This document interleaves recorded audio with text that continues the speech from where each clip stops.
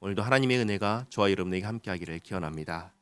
1절 말씀 보시면 너희 중에 선지자나 꿈꾸는 자가 일어나서 이적과 기사를 내게 보이고 그가 내게 말한 그 이적과 기사가 이루어지고 너희가 알지 못하던 다른 신들을 우리가 따라 섬기자고 말할지라도 너는 그 선지자나 꿈꾸는 자의 말을 청종하지 말라. 이는 너희의 하나님 여호와께서 너희가 마음을 다하고 뜻을 다하여 너희 하나님 여호와를 사랑하는 여부를 알려하사 너희를 시험하심이니라. 요즘에 유튜브를 보면은 참 영험한 무당들이 나옵니다. 기가 막히게 맞춥니다. 그러나 오늘 이렇게 말씀하십니다. 혹 내게 말한 그 이적과 기사가 이루어진다 하더라도 그 다음에 뭐라고 하시죠? 내가 알지 못하던 다른 신들을 섬기지 말라.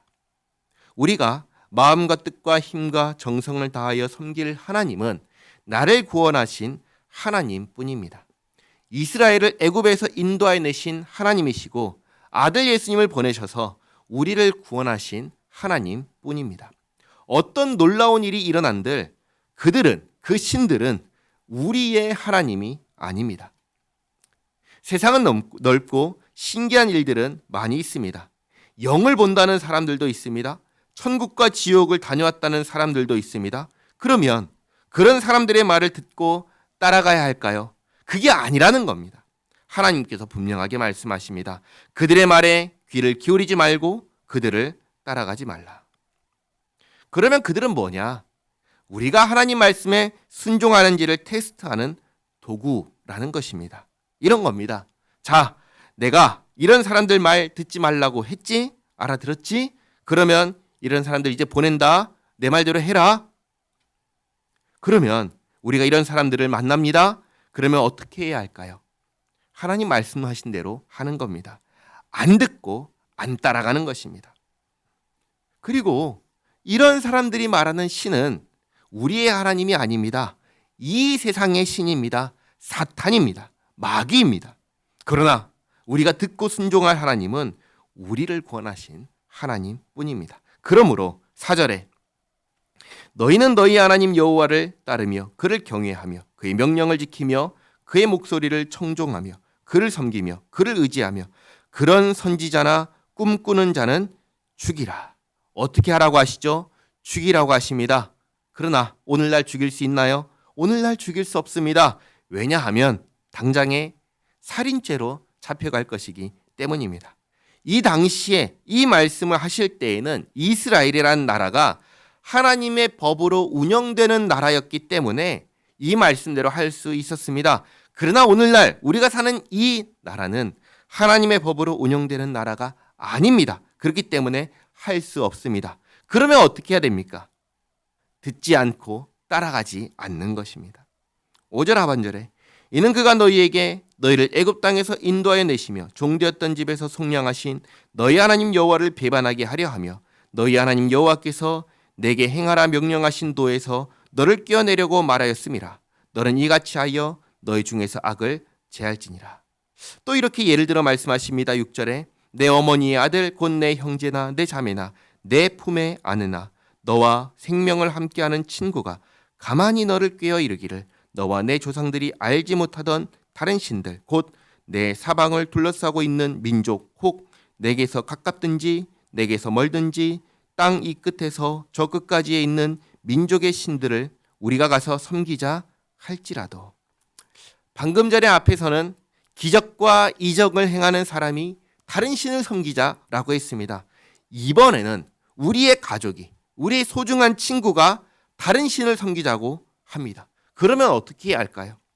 8절에 너는 그를 따르지 말며 듣지 말며 긍휼히 여기지 말며 애석히 여기지 말며 덮어 숨기지 말고 너는 용서 없이 그를 죽이되 죽일 때에 내가 먼저 그에게 손을 대고 후에 뭇 백성이 손을 대라.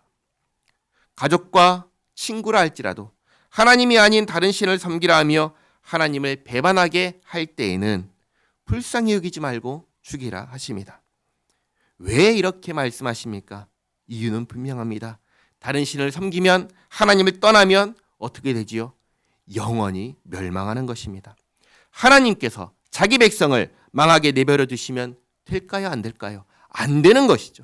그래서 이렇게 강력하게 말씀하시는 것입니다.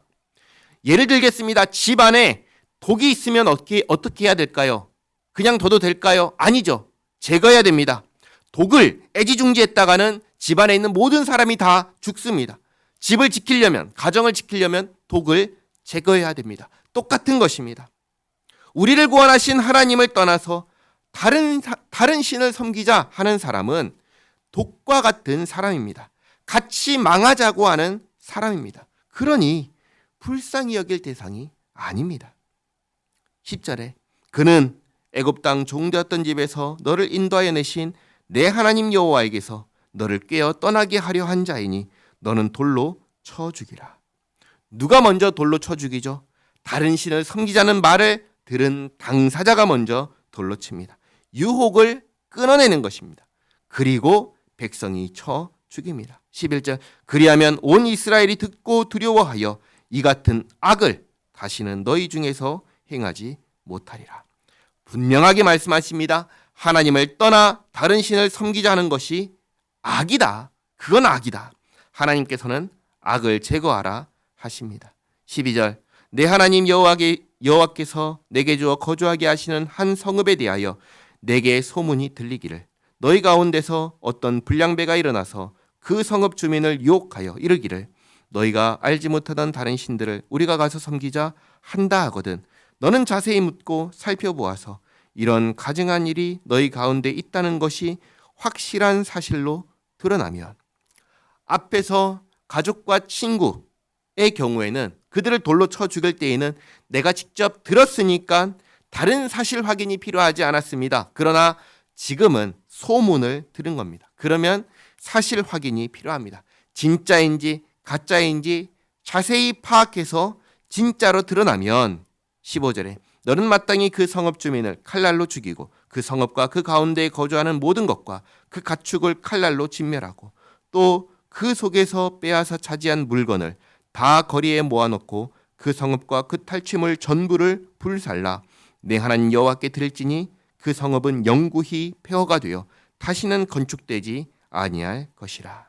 하나님께서 진멸하라 하십니다. 하나도 남김없이 없애는 것입니다. 왜 그렇게 하라 하십니까? 부정한 것이기 때문입니다. 부정한 것이기 때문입니다. 거룩하신 하나님의 나라에 부정한 것이 있어서는 안 되기 때문입니다. 우리가 수요일마다 레위기를 통해 거룩하신 하나님이 계신 곳에 부정한 것이 생기면 무슨 일이 일어나는지를 말씀드렸습니다. 두 가지 일이 일어난다고 했습니다. 첫 번째는 부정이 소멸된다 했습니다. 두 번째는 하나님께서 떠나신다 하였습니다. 지금 진멸하라 하신 것은 이 두 가지 일 중에 첫 번째 부정을 없애라 말씀하신 것입니다.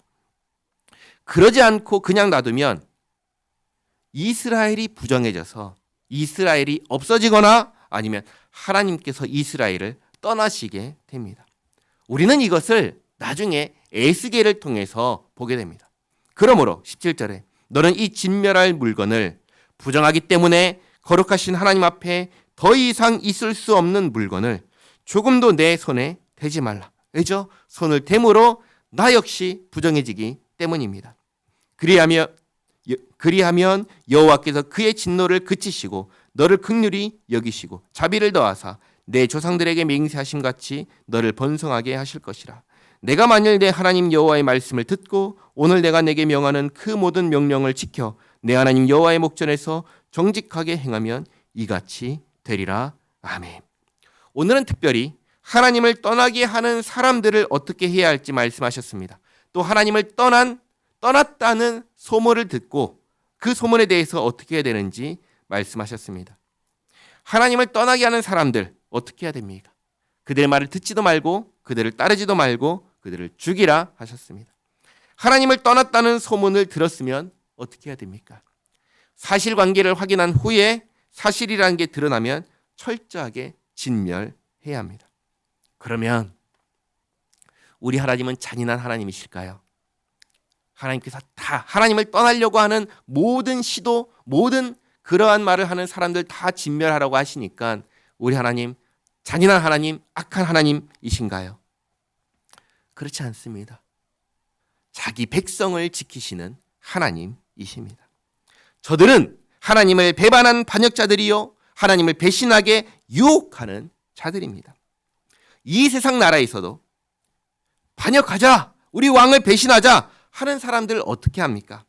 그냥 내버려 두나요? 아니죠. 그들은 반역자요 배신자이기 때문에 사형에 처한다는 것을 우리는 다 압니다.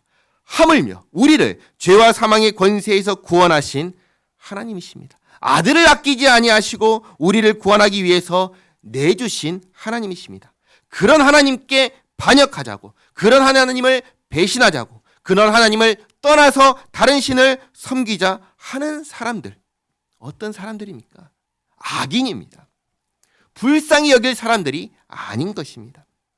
기억하시기 바랍니다. 우리 하나님은 잔인한 하나님이 아니라 우리 하나님은 공의의 하나님이십니다.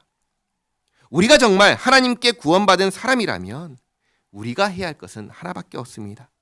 무엇이죠?